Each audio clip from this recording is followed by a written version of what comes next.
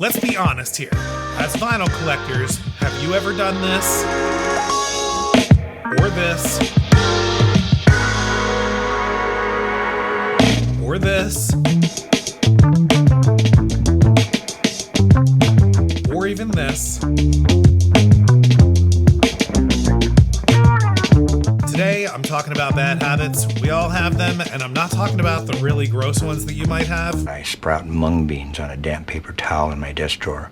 Very nutritious, but they smell like death. I'm talking about bad habits that vinyl collectors can take on, either never even knowing that they were bad in the first place, or we just get super lazy, and we're all guilty of them at some point in time. I will definitely fess up to the ones that I have done here, which is basically all of them on this list since I'm making this video. Here is a list of bad habits that we all need to stop doing as vinyl collectors, and an attempt at some tips on how to avoid them.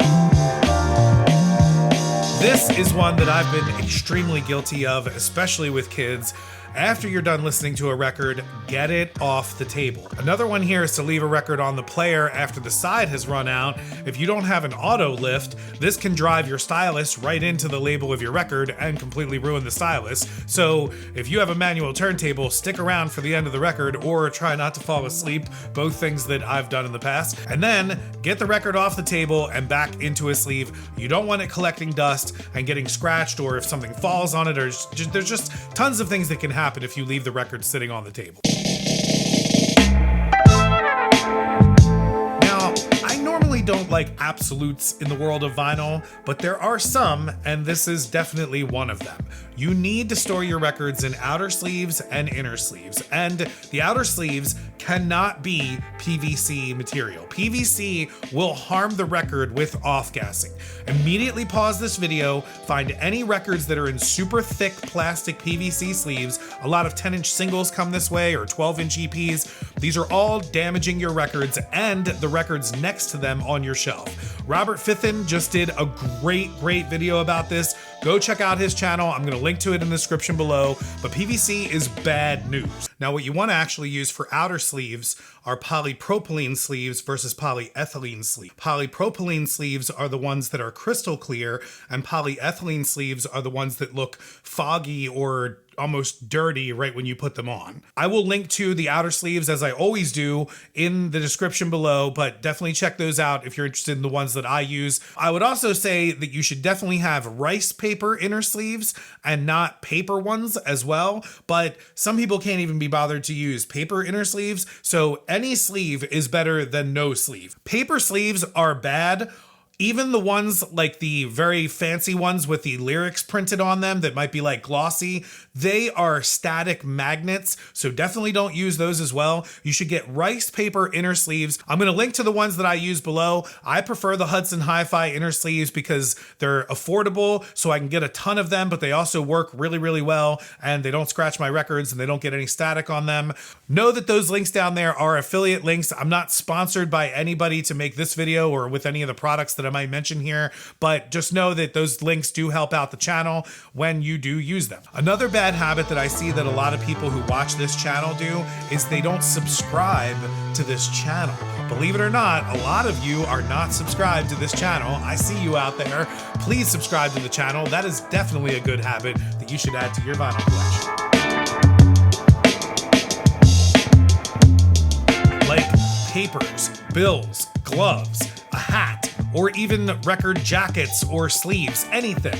It can lead to scratches and cracks, and it will always look bad once that happens. This is again something that can happen a lot if you have a turntable in a common area or if you have children, but take it from me as someone who has done this and scratched and cracked my dust cover. They're usually hard or expensive to replace, and then you have to live with that scratch forever if you don't want to make that expense. Obviously, drinks on a speaker are super bad, but so is anything on a speaker. Just because it's a flat surface does not mean that something should go on it. This is usually a problem for roommates and college people, so do your best. I would probably suggest not having anything of value in a college apartment or house. At least that's how it was when I was in college. But don't put stuff on your dust covers or on your speakers. Along with not having outer sleeves or inner sleeves for your record, not handling your records correctly in general is a very bad habit that some vinyl collectors have. And this one might be one that you just aren't aware of, but never touch the grooves of the record. Handle them like this by sliding the record out and placing a finger or two on the label and then your thumb along the edge of the record. Do not touch the groove of the record. I'm going to say that again. Then give a quick dusting off to your record with a carbon fiber brush before every play, and then sometimes wipe off your stylus as well. Do this also again after every play, and then again, get the record off the turntable. These are the absolute basic care things that we all should always be doing. Beyond this, if you want to clean, go watch this video or this one on which level of cleaning that you want to get into, but know this, cleaning the wrong way is actually worse than not cleaning at all. So definitely take care of your records and learn how to clean them properly, but definitely learn how to handle them properly. And this especially goes for when you go out to a shop and you're out in the wild and you're taking a record out and you want to check it out. You want to know how to handle a record. You don't want to pull a record out and damage the record just by taking it out and getting fingerprints all over the grooves or something like that. They might ask you to buy that record at that point. So definitely learn how to handle your records. You should know this at this point, or we should all know this at this point, but the big no-no is horizontal stacking of records. We never do this. This will damage the records and the jackets. They need to be stored upright. Next, proper shelving, and this one can be a little bit tricky because we all love Kallax shelves or IKEA shelves, but they also come from Target and Walmart and they're a little bit cheaper, so you might want to get those. You need to be careful and see which way the cross shelf is on the unit. For example, if you want to have a 2-up, 4-across setup like this, you need to be sure that the cross shelf is not only held in with the tiny little wooden dowels, but that it actually crosses 2 cubbies like these versus these ones. Otherwise, you'll need to reinforce those joints when you start filling those cubes. And last, don't overfill those cubes. If you can't get a record in there, it's full. It's time to move on. And I am super guilty of this one, especially if I have to split between like one artist between 2 cubes, or if I have to go from one shelf to another. It makes me bonkers. Like if I have to split Led Zeppelin or the Beatles or something, like I can't deal with it, but you have to make sure that your records are not packed into all of the cubes, and make sure that your record shelving is correct. In 2024, this is probably a very bad habit at this point, not having your record collection databased in Discogs. If you know of a better database for vinyl, please let me know. But it took me about 2 to 3 days to get my entire collection into Discogs, and that was after work and dealing with kids and having to do other things in life as well. So it's not that hard, and it is extremely helpful once you do so. When you go into a record shop, or even if you're online shopping, to know exactly what you have at all times, it gives you a good estimate of what your stuff is worth. So if you ever need to insure or write off your collection for tax reasons, you can use Discogs as a good reference for this. Plus, you can do things like I do in these videos here. Definitely go check those out and see what else you can do with Discogs. Seriously, there's probably like 1,000 other reasons why you should be using Discogs at this point as a vinyl collector in 2024, but if you're not, it's probably a bad habit.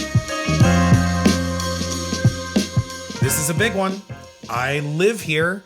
This is my cross to bear, and as this video is being created, I have my eye on both Asia UHQR and the Van Halen One Step from MoFi. I am not even that big of a fan of Steely Dan. I'm sort of not that big of a fan of Van Halen, and I said in the past that I would never buy a MoFi record, but if I looked right now and I saw that they were out of stock, my heart would just sink. And I have no idea why. I have some idea why. I'm addicted to this process, but I also have, and tell me if you experience this at all, but I have this constant conversation in my head that one day there's gonna be like a party at my house and all the sickest record collectors and funk music aficionados from the world are gonna show up to my house and be like, dude, you have all the greatest pressings of the Frighteners always, or dude, you have the Bob Marley UHQR. And you know what?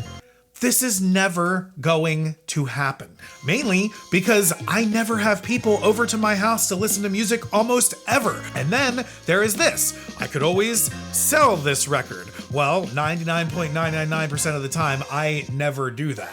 So buy the records that speak to you. And if you are like me and they all speak to you, really try and figure out which ones you listen to the most. In my case, I'm already sort of coming to terms that the Chris Bellman Van Halen is probably just fine to have. But I'm also still going to get the UHQR Asia at some point. It's the best pressing of all time, right? So I need to have that. But I'm going to wait, and hopefully it doesn't sell out tomorrow now. But here it is. You know, you can't give into the FOMO, even though sometimes we all do, and even though I do all the time. This one basically inspired this video. I should have put it as number 1. I cannot tell you how many times I've wanted a specific record on Discogs and it does not have the OB. I've bought a couple because it listed everything, and for some reason people don't consider the OB to be part of the everything or an extra. I need to say this as a PSA to the vinyl community. If it comes with your record, hype sticker, artwork, OB, sleeves, keep it. It will be worth something down the road, or if your kids go to sell your collection, they can say that this record has all the originals with it. Why would you want to throw away the artwork or the expensive Miles Davis OB or the original Japanese, whatever booklet that came with this thing? Why would you ever want to throw that away? The shrink wrap I go back and forth with because although it's great to find super old records in shrink wrap, it actually could be hurting the record more than helping the record. And there have been a lot of times that I've taken it off of older records just because it does also look a lot better. But if it has a hype sticker, keep the hype sticker. I got a 1975 original of Wish You Were Here, and somebody was nice enough to keep that hype sticker with it, and I can't tell you how happy I am to get it. I also can tell you that I spent a little bit more to get it just because it had that hype sticker. So if you have all of the extras, including all the little things that came with your record, it will be worth money down the road. Please, please, please keep it. If you don't want to keep these things on your shelf, that's fine. Find somewhere in your garage, like put them somewhere else. But like, I've heard some people throw away the UHQR boxes or something like that. Like, that's insane, man. Like, that's just insane. But seriously, keep the extra things with your records, especially for me, keep your OBs. I love the OB strip. It is the coolest thing ever. Just keep it. Please keep it. Especially original Japanese ones. Please keep them. Can't tell you how many times I'm looking for a Miles Davis pressing and no OB, no OB, no OB. I mean, come on, please, just keep it. I think that one of the reasons why people didn't keep the OBs in the 70s maybe is because it actually was keeping the record closed, and maybe they ripped it to keep the record closed, so that's why they didn't have it right away. But I can tell you this, man, they're worth something. Definitely keep them. I am definitely super guilty of this one. And again, this is another one that comes up if you have children, or especially if you leave your stuff in, places, or if you like to listen to your records frequently and then just kind of like do cleaning and then do other things and you get distracted. But leaving your stereo equipment on, leaving your phono stage on, leaving your headphone amp on, leaving your stereo on, leaving your turntable on if yours stops spinning, or if you just have a separate control. Mine actually spins when you turn it on, but that's a whole other thing. Do not leave that stuff on because it could burn out a tube. It could hurt the equipment on the inside. It could really melt some of the wiring. I mean, the stuff gets hot as you leave it on. So if you decide to turn on some records in the morning while you're having your coffee and you go out to work that day, make sure you turn your stuff off and take the record off the turntable, and don't leave that stuff sitting there all day long because that's where the problems will happen. And finally, again, this one should have also been number 1, but not listening to your records? This is a huge one, man. I mean, probably the most egregious one, if you ask me. Why are you buying physical media if you are not going to listen to it? I guess I understand that some people want to collect stuff and just have it, but I mean, come on, man. These records are meant to be played and listened to and enjoyed. I feel guilty that I don't get out there and spin these for other people in public, but at the very least, listen to your own vinyl. I saw this article, like you probably saw it too, that 50% of people don't even own a record player that buy records. You are missing out. Go get one today. Start spinning vinyl. I don't even know why I have to say this. This is crazy that this would be a bad habit for vinyl collectors. This is another one I'm just gonna throw in here as a bonus, being a jerk in the vinyl community. There are so many ways to be a jerk in this hobby and also in life in general. For some reason, people out there think that there's only one way to do everything in vinyl collecting, like record sleeves. Like, what jerks think that? But I see people constantly attacking people's equipment online or scoffing at a specific pressing that somebody might get. Many people get drawn to vinyl collecting for many different reasons. A lot of people will never consider spending $100 on a record. Others think that it's completely normal. Whatever your game is, I try to tell my kids, don't yuck somebody's yum. I've definitely been guilty of this myself. Like I said, I was already ribbing people about, outer sleeves and inner sleeves. Having a channel like this, I try not to let all of my inner rage fly, especially about some of the other artists out there, but I would never ever scoff at someone for loving their copy of an Eagles record or any other crappy band out there. I'm kidding, but seriously, be nice.